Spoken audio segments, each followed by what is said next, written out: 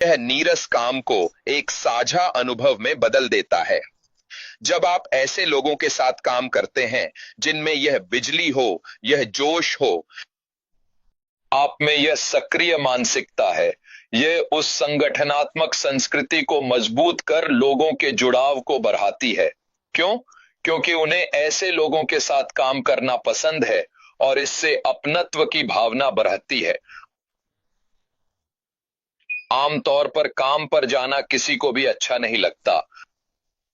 अगर काम मनपसंद हो तो कुछ लोगों को यह पसंद आता है, लेकिन अधिकांश आम लोगों के लिए यह मात्र जीवन चलाने का एक जरिया है।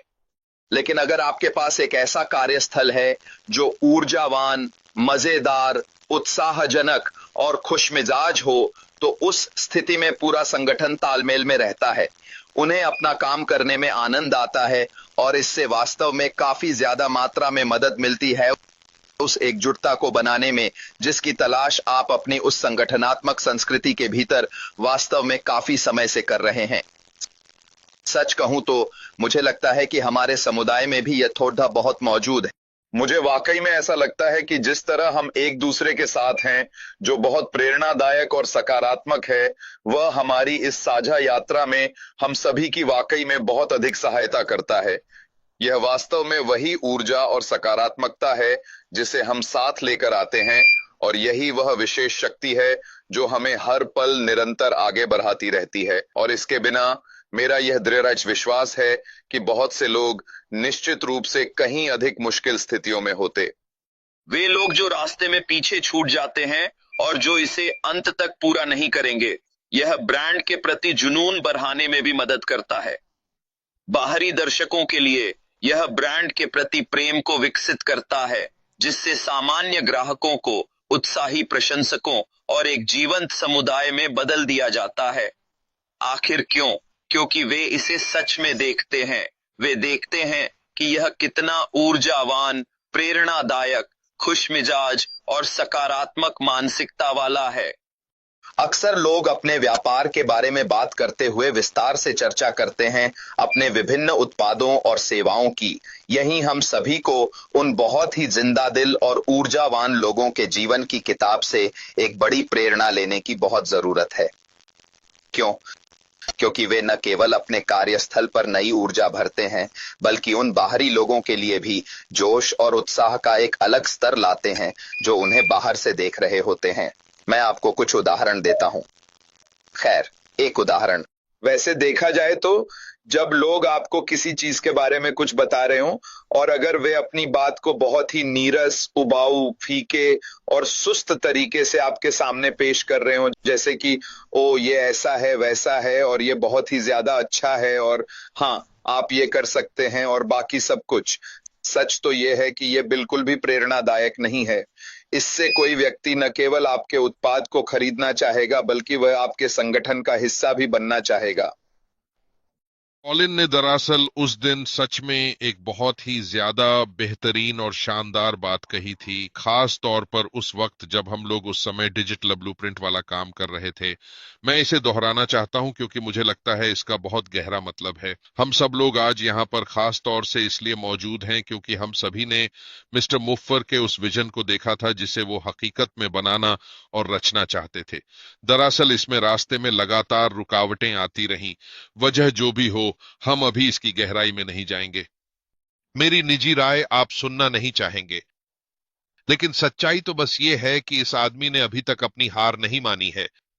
अब कॉलिन का कहना है कि सॉफ्टवेयर में कभी कभी बात इतनी बरछ जाती है और इतनी दिक्कतें होती हैं कि वास्तव में नए सिरे से शुरुआत करना ज्यादा आसान और तेज होता है, बजाय इसके कि हम अभी के मौजूदा सेटअप को ही सुधारने की या फिर उसे बदलने की कोशिश करते रहें ताकि काम ठीक तरह से बने। और यह एक बहुत ही सही बात है। तो जैसा कि आप जानते ही हैं, हमारी अपनी समझ तो ये कहती है कि जो कुछ भी अभी हुआ है उस अगले पीडीडी ढाव पर जाने के लिए हमें कुछ जरूरी बदलाव करने ही पड़ेंगे और उसका सीधा सा मतलब ये है कि अब चीजों को फिर से सुलझाना होगा। वैसे मुझे इससे कोई खास दिक्कत नहीं है, लेकिन मुझे ऐसा लगता है कि वो जरूरी बात जो यहाँ पर पूरी तरह से स्पष्ट हो जानी चाहिए, वह बात यह है कि आखिर हम सभी को यहाँ पर कुछ न कुछ तो दिया ही जा रहा है उस खास शख्स द्वारा जिसने अपना वक्त, ऊर्जा और पैसा एक ऐसे अवसर में लगाया है जिससे हम सबका फायदा होगा। तो सब चिल्ला क्यों रहे हैं? सबको बस अच्छे से धैर्य और शांति रखनी चाहिए।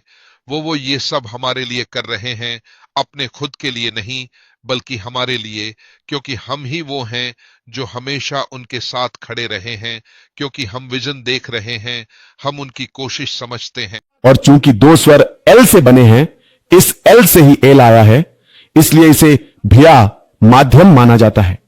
जब किसी शब्द में दो स्वर एक साथ होते हैं तो दूसरे स्वर का उच्चारण नहीं होता, पहले स्वर के लिए ही होता है। दुनिया में कोई अपवाद नहीं। चुनौती बोलिए, कावेरी मां बोलिए, कावेरी मां बोलिए। हां बोल रही हूं। हां कावेरी मां, मेरे जो भी स्टूडेंट्स हैं वे सभी नौकरी कर रहे हैं। यहां अगर बकुल के कोई हैं तो वे पूरी ईमानदारी से मानते हैं कि टेकमा सही कह रहे हैं, क्योंकि जो लोग यहां हैं वे मुझे जानते हैं। इसलिए जो लोग कहते हैं कि इंग्लिश का बांग्लादेश गए, हां कावेरी मां कृपया म्यूट करें। जो लोग कहते हैं कि इंग्लिश का बांग्लादेश, मैं ये नहीं कहती कि अगर वे मेरे सामने आ जाएं तो मैं भूकंप ला सकती हूं, बस इतना ही कह रही हूं। बुरा मत मानिए, कोई बुरा ना माने। बस कई लोग थोड़े ऊंघ रहे थे, टीचर का काम है थोड़ा ह्यूमर देना, इसलिए मैंने थोड़ा ह्यूमर दिया। ठीक है, अब मैं अगली जानकारी पर चलती हूं, बुरा मत मानिए। धन्यवाद। तो मेरा कहना सही है, आप असंगत पैक, क्षति की पुनरावृत्ति और 4 बदलावों को उजागर करते हैं। सच कई बार असहज तथ्यों को उजागर कर सकता है, यह प्रतिष्ठा को धूमिल कर सकता है, यह बदलाव ला सकता है जिसे हम सच कहते हैं। कभी कभी हमारे अतीत की घटनाएं भी सामने आ जाती हैं। खिड़की खोलने के लिए साहस चाहिए, क्योंकि शुरुआती तेज रोशनी परेशान और अस्थिर कर सकती है, जैसे कि कोहरे में अचानक तेज रोशनी पड़ना। खिड़की खोलने के लिए साहस की आवश्यकता होती है। अब मैं इसे थोड़ा समझाता हूं। मतलब खिड़की खोलने के लिए साहस की जरूरत होती है, यह जानते हुए भी कि शुरुआती तेज रोशनी उन लोगों को अंधा और अस्थिर कर सकती है जो कोहरे के आदी हैं। अब मैं इसे थोड़ा समझाता हूं, और अगर आप समझ गए हो तो जोरदार ताली बजाकर अपना मोबाइल तोड़ दीजिए, मैं उसे खरीद लूंगा। मुसीबत को खोलने के लिए साहस की जरूरत होती है। मतलब जो लोग धीरे धीरे अंधेरे कोहरे में रहते हैं, मैं पहले नहीं समझता था, पहले मैं समझा दूं, फिर इसके बाद मैं इसे समझाने की बात कह रहा हूं। खिड़की खोलने के लिए साहस की जरूरत होती है। मतलब वह कमरा जिसमें कोहरा और अंधेरा जमा हुआ है, वे सारे समूह जो ऐसे कोहरे में डूबे हुए हैं, और वही कोर्ट को भी कोहरे और अंधेरे में डुबो दिया गया है। उनमें साहस नहीं है, वे अंधेरे में इस तरह डूबे हुए हैं, यह जानते हुए भी कि अगर कोई शुरुआती रोशनी की झलक दिखा दे तो उजाला आ जाएगा। वह रोशनी की झलक आएगी जो उन्हें अंधा भी कर सकती है। मतलब वह रोशनी हमारे पास आने वाली है, वह खिड़की हमारे सामने खुलने वाली है, और हथियार भी।